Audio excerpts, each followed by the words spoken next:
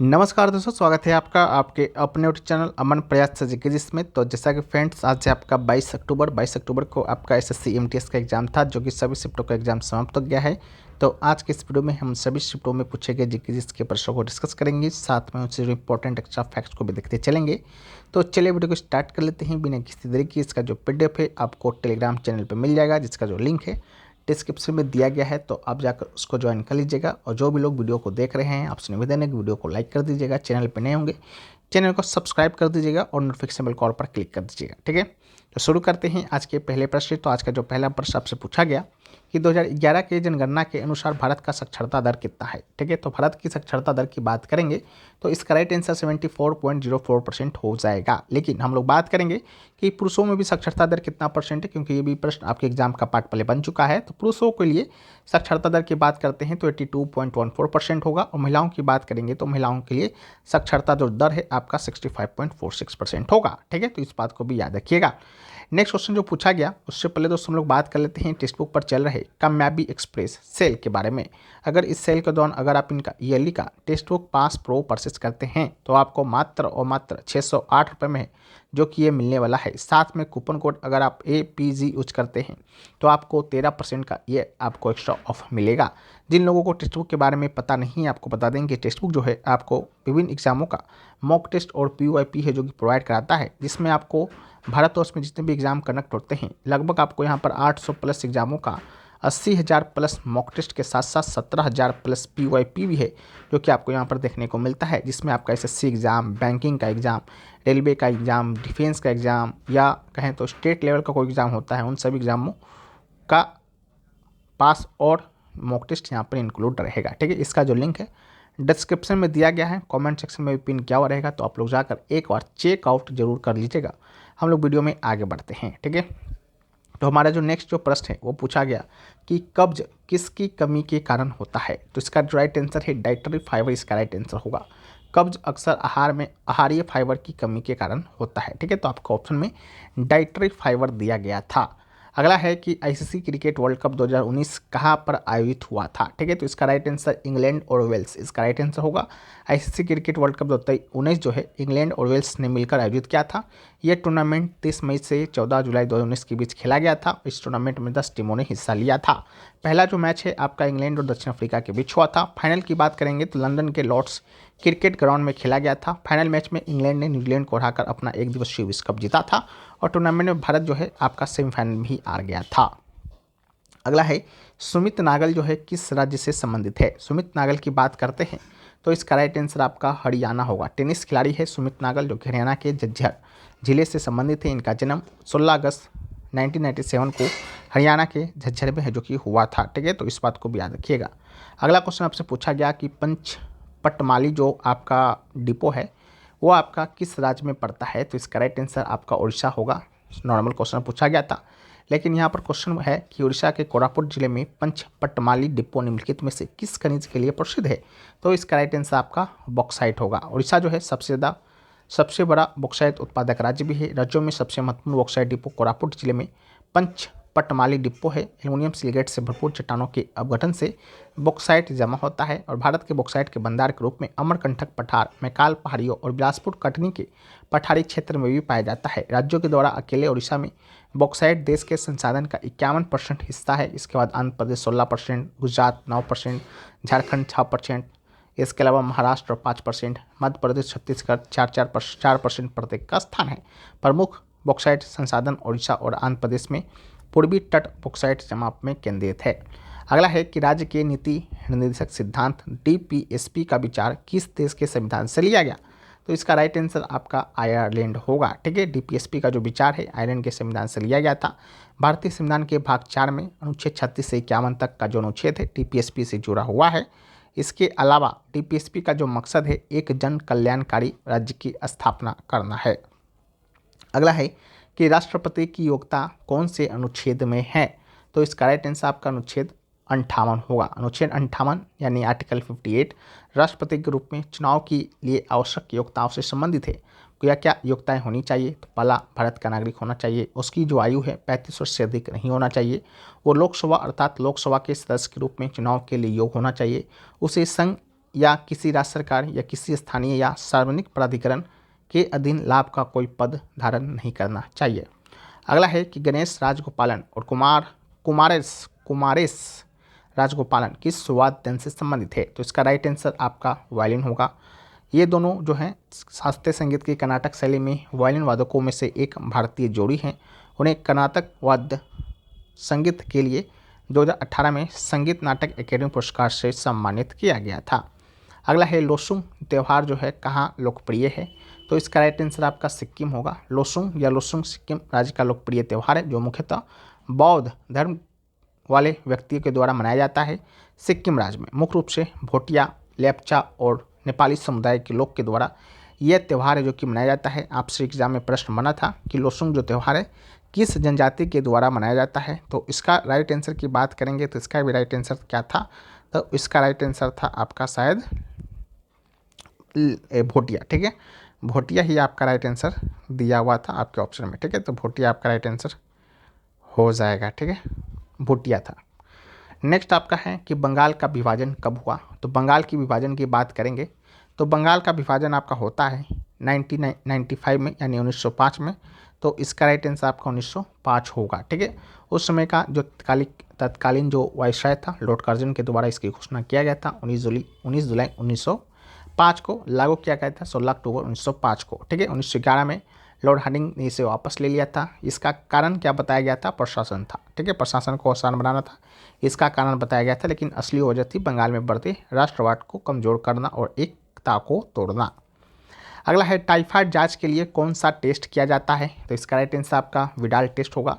यह टेस्ट रक्त में साल्मोनेला टाइफी बैक्टीरिया के खिलाफ बनने वाली एंटीबॉडी का पता लगाता है। इस टेस्ट में रक्त को स्लाइड पर मौजूद साल्मोनेला एंटीजन के साथ मिलाया जाता है। अगर रक्त में एंटीबॉडी होती है तो रक्त और एंटीजन के बीच क्लिपिंग होती है। ठीक है, तो ये आपका राइट आंसर था। अगला है who wrote the catcher and the राई जो उपन्यास है किसके द्वारा लिखा गया है? तो राइट आंसर आपका जेडी सेलिंगर इसका राइट आंसर होगा। द कैचर इन द राई अमेरिकी लेखक जेडी सेलिंगर का एक उपन्यास है जो 1951 में उपन्यासित होने से पहले आंशिक रूप से 1945-46 में धारावाहिक रूप में प्रकाशित हुआ था। मूल रूप से वयस्कों के लिए इसे अक्सर किशोरों द्वारा गुस्से और अलगाव के विषयों के लिए पढ़ा जाता है और समाज में सतीपन की आलोचना के रूप में इसे देखा जाता है। अगला है electric current is measured by. ठीक है, तो इसका राइट आंसर आपका एमीटर होगा। An ammeter is a instrument for measuring either direct or alternating electric current is ampere. An emitter can measure a wide range of current values because at high values only a small portion of the current is directed through the meter mechanism।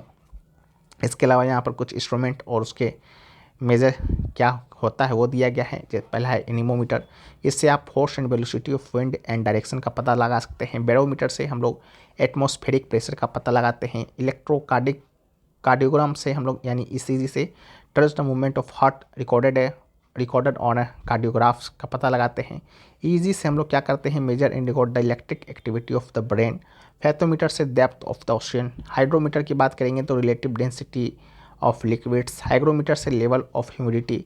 Micrometer से distance and angles का पता लगाते हैं। Periscope से to view object above sea level का पता लगाते हैं। पायरोमीटर से वेरी हाई टेम्परेचर का पता लगाते हैं। रडार की बात करेंगे तो detect the direction on a range on approaching aeroplane bye means radio waves का पता लगाते हैं। सोनार से हम लोग डिटेक्ट ऑब्जेक्ट अंडर वाटर यानी कि अंडर वाटर में जो ऑब्जेक्ट है उसका पता लगाते हैं। इसके अलावा स्फेग्नोमीटर से हम लोग ब्लड प्रेशर का। थर्मोस्टेट की बात करेंगे तो regulates temperature at the particular point का पता लगाते हैं। वेंचुरी मीटर से हम लोग rate of flow of liquid का पता। वर्नियर से हम लोग small and sub division of the scale का पता लगाते हैं। वोल्ट मीटर की बात करेंगे तो an electric potential difference between the 2 points का पता लगाते हैं। वाट मीटर से बात करेंगे तो power of an electric circuit का पता हम लोग है जो कि लगाते हैं। ठीक है, तो ये पूछा गया। इसके अलावा जो नेक्स्ट क्वेश्चन जो पूछा गया वो पूछा गया आपका, ये आपका सेकेंड शिफ्ट का है, हम लोग अभी थर्ड शिफ्ट का देख रहे थे। तो सेकेंड शिफ्ट की बात करेंगे तो भारत के संविधान में समवर्ती सूची की अवधारणा किस देश के संविधान से गृहीत की गई है? तो इसका राइट आंसर ऑस्ट्रेलिया के संविधान से। भारत में समवर्ती सूची की अवधारणा ऑस्ट्रेलिया के संविधान से लिया गया है। 3 सूचियों पर संविधान की 7वीं अनुसूची में चर्चा किया गया है। 3 सूची कौन कौन सा है अगर आपको नहीं मालूम है तो बता दें। एक है आपका राज्य सूची, दूसरा है आपका केंद्र सूची और तीसरा है आपका समवर्ती सूची। ठीक है, तो यही समवर्ती सूची की अवधारणा ऑस्ट्रेलिया के संविधान से लिया गया है, तो आप लोग इसे भी याद रखिएगा। अगला है संघ के मंत्रिपरिषद में कितने मंत्रियों को शामिल किया जा सकता है, ये क्वेश्चन पूछा गया। तो ये आपका लोकसभा के सदस्यों की कुल संख्या का 15%। इसके लिए आपका 91वां संविधान संशोधन अधिनियम 2003 हुआ था। इसमें मंत्रिपरिषद के कार्य को सीमित करने, दल बदलुओं को सार्वजनिक पदों पर रोकने और दल बदल विरोधी कानून को मजबूत करने के लिए प्रावधान किया गया था। क्या क्या किया गया था? पहला, केंद्रीय मंत्रिपरिषद में प्रधानमंत्री सहित मंत्रियों की कुल संख्या लोकसभा की कुल संख्या के 15% से अधिक नहीं होना चाहिए। और किसी राज्य में मंत्रिपरिषद में मुख्यमंत्री सहित मंत्रियों की कुल संख्या या उस राज्य की विधानसभा की कुल संख्या के 15% से अधिक नहीं होना चाहिए। लेकिन किसी राज्य में मुख्यमंत्री सहित मंत्रियों की संख्या 12 से भी कम नहीं होना चाहिए। इसके अलावा संविधान का अनुच्छेद 74 जो है मंत्रिपरिषद की स्थिति से संबंधित है, जबकि अनुच्छेद 75 मंत्रियों की नियुक्ति, कार्यकाल, जिम्मेदारी, योग्यता, शपथ और वेतन और भत्ते से संबंधित है। इसके अलावा सीओ में मंत्रियों की 3 श्रेणियाँ होती हैं, कैबिनेट मंत्री, राज्य मंत्री और उप मंत्री होता है। ठीक है, इसके अलावा इन सभी मंत्रियों में सबसे ऊपर प्रधानमंत्री होता है। अगला है कि इस अनुच्छेद के तहत यह प्रावधान है कि एक राज्यपाल को एक से अधिक राज्यों के लिए नियुक्त किया जा सकता है। तो राइट आंसर आपका अनुच्छेद 153 होगा। भारतीय संविधान का अनुच्छेद 153 ये प्रावधान करता है कि एक राज्यपाल को एक से अधिक राज्यों के लिए नियुक्त किया जा सकता है। ठीक है, अगला है भूदान आंदोलन के बारे में कि किसके द्वारा शुरू किया गया था। तो राइट आंसर आपका विनोबा भावे होगा। विनोबा भावे का पूरा नाम विनायक नरहरि विनोबा भावे था, जो कि भारतीय हिंसा और मानवाधिकारों के पैरोकार थे। 11 सितंबर 1895 को विनोबा भावे का जन्म गगोरे गांव, रायगढ़, महाराष्ट्र में हुआ था। और 1951 में भावे ने पंचमली, तेलंगाना में भूदान आंदोलन शुरू किया था। आंदोलन को भूमि मालिकों को भूमिहीनों को भूमि उपहार में देने के लिए देखा गया और यह आंदोलन 13 वर्षों तक चला, जिस दौरान भावे ने पूरे भारत का भ्रमण भी किया। अगला है पश्चिम बंगाल ने अब तक कितनी बार संतोष ट्रॉफी जीती है। तो इसका राइट आंसर 32 बार, यानी 32वीं बार है, जो कि इस बार गोवा को हराकर पश्चिम बंगाल के द्वारा जीता गया था, जो कि अपने आप में एक आपका रिकॉर्ड है। इसके अलावा संतोष ट्रॉफी जो है भारत में पुरुषों का एक प्रतिष्ठित अंतर्राज्यीय राष्ट्रीय फुटबॉल प्रतियोगिता है। अगला है कि इसके अलावा जो है संतोष ट्रॉफी जो है 1941 में शुरू किया गया था। ठीक है, भारतीय फुटबॉल संघ IFA के द्वारा किया गया था, जो भारत में इस खेल के लिए पूर्व शासी निकाय था और इसकी स्थापना देश में राज्य स्तरीय फुटबॉल चैंपियनशिप की आवश्यकता को पूरा करने के लिए किया जाता है। इसके अलावा Durand cup, Roberts cup, IFA shield cup आपका अन्य फुटबॉल की ट्रॉफियाँ हैं राष्ट्रव्यापी। ठीक है, और इसके अलावा पश्चिम बंगाल 1941-42 के फाइनल में दिल्ली को 5-1 से हराकर संतोष ट्रॉफी का पहला संस्करण जीता। वो 32वां खिताब जीतने के बाद टूर्नामेंट में इतिहास की सबसे सफल टीम है। पंजाब 8 खिताबों के साथ दूसरे स्थान पर है, जबकि केरल 7 ट्रॉफी के साथ तीसरे स्थान पर है। ठीक है, अगला है नीलकंठ महादेव जो मंदिर है कहाँ पर स्थित है। इसका राइट आंसर अलवर होगा। अलवर जिला जो कि राजस्थान में पड़ता है, भारत में राजगढ़ तहसील में नीलकंठ मंदिर एक हिंदू मंदिर है। इसके अलावा ये मंदिर आपका भगवान शिव को समर्पित है। सरिस्का राष्ट्रीय उद्यान के पास अलग पहाड़ी में स्थित है। 6 से 9वीं शताब्दी ईस्वी के बीच में इसे बनाया गया था। यह एक स्थान प्रतिहार सामंत महारिधिराज मथान देव के द्वारा बनाया गया था, तो इसको भी याद रखिएगा। अगला है मालगुडी देश नामक पुस्तक के लेखक कौन है। तो इसका राइट आंसर आपका R.K. नारायण होगा। R.K. नारायण मालगुडी देश नामक पुस्तक के लेखक है, जो 1943 में प्रकाशित हुआ था। पुस्तक में मालगुडी नामक एक काल्पनिक शहर में स्थापित 32 कहानियाँ हैं। इसे एक टेलीविज़न श्रृंखला के रूप में रूपांतरित किया गया था, जिसे दूरदर्शन नेटवर्क पर प्रसारित किया गया था। मालगुडी डेज को पेंगुइन क्लासिकल के द्वारा 1982 में भारत के बाहर भी प्रकाशित किया गया था। अगला है कि नींबू और संतरे में कौन सा कार्बनिक अम्ल पाया जाता है। तो राइट आंसर आपका साइट्रिक अम्ल होगा। इसके अलावा अम्ल मूल रूप से कार्बनिक और अकार्बनिक अम्लों में वर्गीकृत है, जो कि किया जाता है। कार्बनिक अम्ल की बात करेंगे, वे सभी खट्टी चीज़ें जिनका उपयोग हम दैनिक जीवन में करते हैं वे कार्बनिक अम्ल होते हैं, जैसे नींबू, सेव, सिरका आदि। इसके अलावा अकार्बनिक अम्ल की बात करते हैं तो प्रयोगशालाओं में उपयोग किया जाने वाला अम्ल जो मूल रूप से बहुत मजबूत अम्ल होता है और प्रकृति में अकार्बनिक होते हैं। उदाहरण के लिए हाइड्रोक्लोरिक अम्ल यानी HCl, सल्फ्यूरिक अम्ल यानी H2SO4। इसके अलावा कुछ प्राकृतिक रूप में पाए जाने वाले अम्ल की बात करेंगे तो टार्टरिक अम्ल अंगूर और इमली में पाया जाता है, लैक्टिक अम्ल दही में, फार्मिक अम्ल मधुमक्खियों और लाल चींटियों के डंक में, आवश्यक रस यानी HCl की बात करेंगे मानव के पेट में, ऑक्जेलिक अम्ल आपका टमाटर में, साइट्रिक अम्ल या एस्कॉर्बिक अम्ल नारंगी, नींबू या आंवला में, सिरका अम्ल आपका सिरका में ही पाया जाता है। अगला है कि भारत के किस गवर्नर जनरल ने 1829 में सती प्रथा को अपराध घोषित किया। तो इसका राइट आंसर आपका लॉर्ड विलियम बेंटिक होगा। लॉर्ड विलियम बेंटिक के द्वारा ही 1829 में सती प्रथा को अपराध घोषित कर दिया गया था। राजा राम मोहन राय जी के प्रयासों से लॉर्ड विलियम बेंटिक की बात करेंगे तो 1828 से लेकर 35-34 तक जो है यह भारत के गवर्नर जनरल रहते हैं। भारत में आधुनिक पश्चिमी शिक्षा के पिता के रूप में इन्हें जाना जाता है। ठगी प्रथा का अंत 1830 में इन्हीं के द्वारा कर्नल सलेमन के द्वारा किया जाता है। मैसूर के राजा को अपदस्थ करके उनके प्रदेश पर कब्जा कर लेते हैं। भारत का पहले गवर्नर जनरल था। 1835 में कलकत्ता में पहला मेडिकल कॉलेज इन्हीं के शासनकाल में खोला गया। रणजीत सिंह के साथ मैत्री संधि 1831 में किया गया था। ठीक है, तो इसको भी याद रखना है। अगला है 1992-93 में किस संस्था ने स्वयं सहायता समूह बैंकिंग लिंकेज कार्यक्रम शुरू किया? तो राइट आंसर नाबार्ड होगा। नाबार्ड की बात करेंगे तो इसका फुल फॉर्म होता है राष्ट्रीय कृषि और ग्रामीण विकास बैंक। भारत में एक विकास वित्तीय संस्था है जिसे 1982 में स्थापित किया गया। इसकी स्थापना देश में ग्रामीण विकास और कृषि को बढ़ावा देने के लिए किया गया था। ग्रामीण क्षेत्रों में स्वयं सहायता समूह यानी SHG को वित्तीय सहायता प्रदान करने के लिए 92-93 में नाबार्ड के द्वारा स्वयं सहायता समूह बैंक लिंकेज कार्यक्रम के द्वारा शुरू किया गया था। भारतीय स्टेट बैंक यानी SBI ने वित्तीय रूप से वंचित लोगों को माइक्रो क्रेडिट देकर स्वयं सहायता समूह कार्यक्रम की शुरुआत की थी। इसके बाद राष्ट्रीय कृषि और ग्रामीण विकास बैंक नाबार्ड ने साल 2004 में स्वयं सहायता समूह गठन बैंक लिंकेज परियोजना है जो कि शुरू किया। अगला है T20 वर्ल्ड कप का पहला संस्करण किस वर्ष हुआ था? तो इसका राइट आंसर आपका क्या होगा? तो 2007 होगा। भारत ने पहला T20 वर्ल्ड कप 2007 में ही जीता, जिस समय आपका शुरू हुआ था। ये T20 का पहला संस्करण था, दक्षिण अफ्रीका में हुआ था। भारत ने पाकिस्तान को हराकर ये टूर्नामेंट अपने नाम किया था। इसके अलावा पहला ODI विश्व कप की बात करेंगे तो ये आपको 1975 में लंदन में खेला गया था। विजेता इंग्लैंड ही बना था। अगला है एलोरा का कैलाश मंदिर किसने बनवाया? तो राइट आंसर आपका क्वेश्चन प्रथम होगा।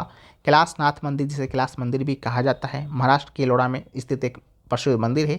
इसका निर्माण का श्रेय आमतौर पर 8वीं शताब्दी के राष्ट्रकूट राजा कृष्ण प्रथम को दिया जाता है। यह द्रविड़ स्थापत्य शैली में एक हिंदू मंदिर है। यह भगवान शिव को समर्पित है और अपने ऐतिहासिक महत्व के लिए जाना जाता है। अगला है उस्ताद बिस्मिल्लाह खां युवा पुरस्कार को वर्ष में पेश किया गया? तो राइट आंसर 2006 होगा। उस्ताद बिस्मिल्लाह खां युवा पुरस्कार की शुरुआत वर्ष 2006 में हुआ था। यह पुरस्कार संगीत नाटक अकेडमी के द्वारा उन कलाकारों को दिया जाता है जिन्होंने 40 वर्ष से कम आयु के रंगमंच, संगीत और नृत्य के क्षेत्र में उत्कृष्ट प्रदर्शन किया है। इसके अलावा संगीत नाटक अकेडमी के अध्यक्ष विजेता को 25,000 रुपये की पुरस्कार राशि देते हैं। भारत में अन्य उल्लेखनीय पुरस्कार की बात करते हैं तो परमवीर चक्र सर्वोच्च युद्ध वीरता पुरस्कार है। अशोक चक्र सर्वोच्च शांतिकाल वीरता पुरस्कार है। भारत रत्न सर्वोच्च नागरिक पुरस्कार है। पद्म विभूषण दूसरा सर्वोच्च नागरिक पुरस्कार है। पद्म भूषण तीसरा सर्वोच्च नागरिक पुरस्कार है। पद्मश्री चौथा सर्वोच्च नागरिक पुरस्कार है। दादा साहेब फाल्के पुरस्कार की बात करेंगे तो फिल्मों में उत्कृष्ट योगदान के लिए। अर्जुन पुरस्कार खेलों में उत्कृष्ट योगदान के लिए। द्रोणाचार्य पुरस्कार उत्कृष्ट खेल प्रशिक्षकों को दिया जाता है। ध्यानचंद पुरस्कार खेल में लाइफ टाइम अचीवमेंट अवार्ड के लिए दिया जाता है। शांति स्वरूप भटनागर पुरस्कार विज्ञान और प्रौद्योगिकी के क्षेत्र में। व्यास सम्मान साहित्यिक कार्य के क्षेत्र में। सरस्वती सम्मान भी साहित्यिक कार्य के क्षेत्र में। ज्ञानपीठ पुरस्कार भी साहित्यिक में उत्कृष्ट योगदान के क्षेत्र में दिया जाता है। अगला है भारत विविधता का देश है, इनमें से कौन सा कारक नहीं है? तो राइट आंसर देशांतर यानी कि लॉन्गिट्यूड इसका राइट आंसर होगा। भारत की विविधता को परिभाषित करने वाले प्रमुख कारक में अक्षांश यानी लैटिट्यूड, देशांतर यानी लॉन्गिट्यूड और आपका जलवायु, आपका क्लाइमेट, वनस्पति यानी कि वेजिटेशन होता है। इनमें से देशांतर जो है भारत की विविधता का प्रमुख कारण नहीं है। देशांतर का उपयोग मुख्यतः स्थानों की पूर्व पश्चिम स्थिति को मापने के लिए किया जाता है। यह विविधता का सीधा संकेतक नहीं है। अगला है ग्लोबल हंगर इंडेक्स यानी GHI 2023 की लिस्ट में श्रीलंका का स्थान कितना था? तो राइट आंसर आपका 60 होगा। ग्लोबल हंगर इंडेक्स 2023 की लिस्ट में दुनिया भर के 125 देशों में भारत को 111वां स्थान मिला था और इस बार की जारी की गई रिपोर्ट के अनुसार भारत की पड़ोसी देशों की स्थिति बेहतर है। इस लिस्ट में पाकिस्तान की रैंकिंग 102, बांग्लादेश का 81, नेपाल का 69 और श्रीलंका का 60 था। अगला है विच scheme for skill development and remove unemployment? तो राइट आंसर प्रधानमंत्री कौशल विकास योजना होगा। प्रधानमंत्री कौशल विकास योजना की बात करेंगे तो इसे प्रधानमंत्री यूथ ट्रेनिंग प्रोग्राम के नाम से भी जाना जाता है। जुलाई 2015 में इसे शुरू किया गया था। इस योजना के तहत 2020 तक 1 करोड़ युवाओं को प्रशिक्षण यानी ट्रेनिंग देने की योजना बनाई गई थी। इस योजना का उद्देश्य लोगों को रोजगार मुहैया कराना था जो कम पढ़े लिखे हैं और बीच में स्कूल छोड़ देते हैं। ठीक है, ये पूछा गया। अगला है भद्रवी पूनम मेला जो है किस राज्य में लगता है? तो राइट आंसर आपका गुजरात होगा। गुजरात में अंबाजी गांव में मंदिर परिसर में ये मेला लगाता है।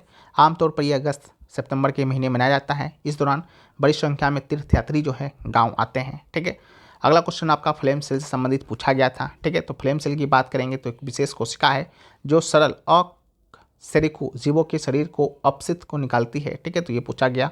ज्वाला सेल के नाम से भी इसे जाना जाता है। तो ज्वाला सेल सरल विशिष्ट कोशिकाएं होती हैं जो चपटे कृमियों जैसे निचले अकशेरुकी जीवों में उत्सर्जक संरचनाओं के रूप में कार्य करती है। प्लेटफॉर्म जैसे प्राणियों में उत्सर्जन संरचना के रूप में ज्वाला कोशिकाएं होती हैं, क्योंकि इन जीवों में अंग प्रणाली स्तर का शारीरिक संगठन नहीं होता है। फ्लेम कोशिकाएं गुर्दे की तरह काम करती है, यानी अपशिष्ट पदार्थों को शरीर से बाहर निकालती है, ठीक है।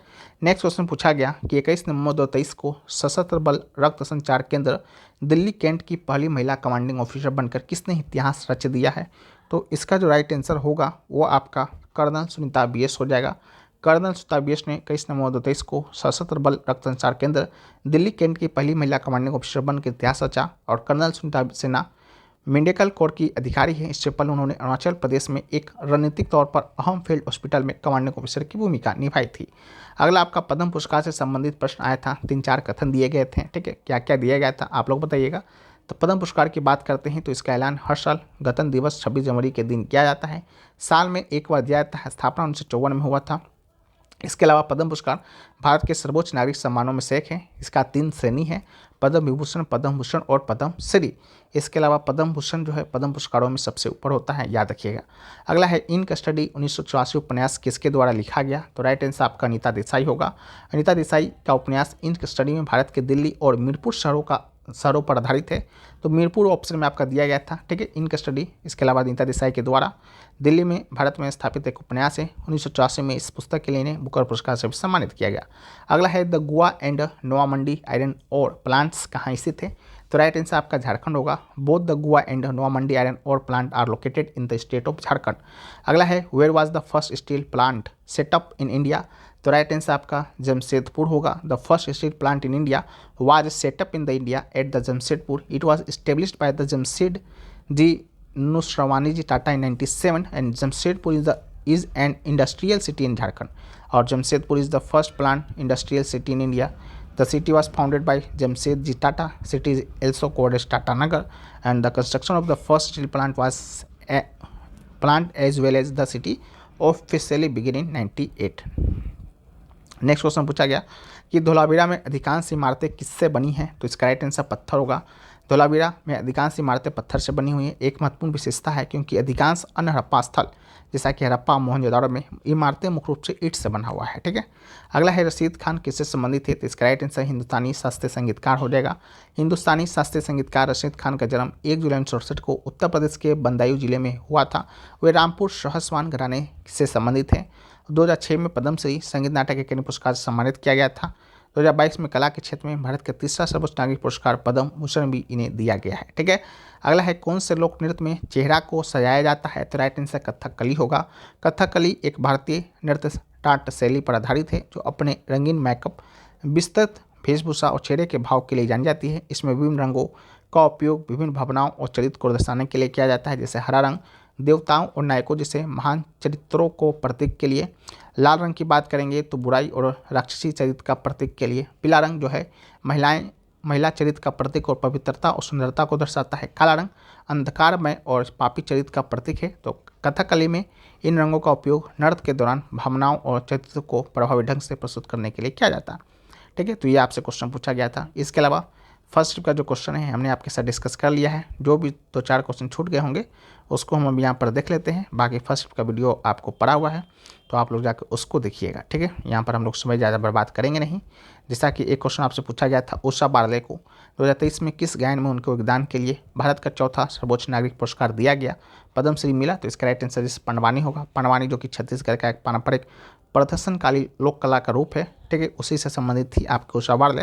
तो इसका राइट आंसर होगा 2023 में उन्हें पंडवानी गायन में उनके योगदान के लिए भारत का चौथा सर्वोच्च नागरिक पुरस्कार पद्मश्री दिया गया था भारतीय राष्ट्रपति द्रौपदी मुर्मू के द्वारा। एक क्वेश्चन पूछा गया कि हाल ही में 23 अप्रैल को राष्ट्रीय तकनीक अनुसंधान संगठन NTRO के अध्यक्ष के रूप में किसे नियुक्त किया गया था? राइट आंसर आपका अरुण सिन्हा होगा। हाल ही में केंद्र सरकार ने राष्ट्रीय तकनीक अनुसंधान संगठन NTRO के रूप में के अध्यक्ष के रूप में अरुण सिन्हा की नियुक्ति की घोषणा की थी। इससे पहले अध्यक्ष का पद 3 से 4 महीनों से रिक्त था। आपको बता दें कि NTRO तकनीकी संस्था है जिस पर भू स्थानिक और सैटेलाइट तस्वीरों की जिम्मेदारी होती है, ठीक है। तो ये क्वेश्चन पूछा गया था। इसके अलावा पहला मराठी समाचार पत्र दर्पण से संबंधित प्रश्न आपका आया था। तो पहला मराठी समाचार पत्र दर्पण जो है 6 जनवरी 1832 को बाल शास्त्री जंभेकर के द्वारा शुरू किया गया। यह पत्र द्विभाषी पाक्षिक था जो अंग्रेजी में द बॉम्बे दर्पण के रूप में प्रकाशित होता था। 1840 में इसका प्रकाशन बंद हो गया था। अगला है वैदिक भजनों और मंत्रों के संग्रह को क्या कहा जाता है? तो राइट आंसर आपका संहिता होगा। वेदों को हिंदू धर्म का पहला धार्मिक ग्रंथ माना जाता है। वेद का अर्थ ज्ञान होता है। वेद की कुल संख्या 4 है। पहला ऋग्वेद, ये सबसे पुराना और महत्वपूर्ण वेद है। इसमें रसायन विज्ञान और चिकित्सा विज्ञान का ज्ञान शामिल है और ऋग्वेद में कुल 10 मंडल है। दूसरा है यजुर्वेद, ये आपका 2 भागों में विभक्त है। पहला कृष्ण यजुर्वेद, दूसरा शुक्ल यजुर्वेद में विभाजित है। एकमात्र वेद है जो सभी यज्ञ सूत्रों और हथियारों का ज्ञान समाहित है। तीसरा है सामवेद, ये भारतीय शास्त्रीय संगीत की उत्पत्ति है। चौथा है अथर्ववेद, इसमें आयुर्वेद का ज्ञान है जो जादू और तंत्र भी है, इसलिए इसे काला वेद के रूप में भी जाना जाता है। ठीक है, तो ये आपसे क्वेश्चन पूछा गया था। बाकी हमने आपके साथ सारे प्रश्न जो कि डिस्कस कर दिया है। वीडियो अगर आपको पसंद आया है तो वीडियो को आप लोग लाइक कर दीजिएगा। अगर चैनल पर अगर आप लोग नए होंगे तो चैनल को सब्सक्राइब भी कर देना है। बाकी जो लोग चैनल पे नए हैं चैनल को सब्सक्राइब करना है, और जो लोग सब्सक्राइब कर दिए हैं नोटिफिकेशन बेल कॉल पर क्लिक करना है। पीडीएफ इसका टेलीग्राम चैनल पे मिल जाएगा, लिंक डिस्क्रिप्शन में दिया गया है, तो आप लोग जाकर उसको ज्वाइन कर लीजिएगा। बाकी टेक्स्ट बुक के ईयरली टेक्स्ट बुक पासपोर्ट से जुड़ना चाहते हैं मात्र और मात्र 608 रुपये में कूपन कोड APG के साथ, तो उसका भी लिंक डिस्क्रिप्शन में दिया गया है, कॉमेंट सेक्शन में पिन है। तो मिलते हैं नेक्स्ट वीडियो में, जब तक के लिए जय हिंद।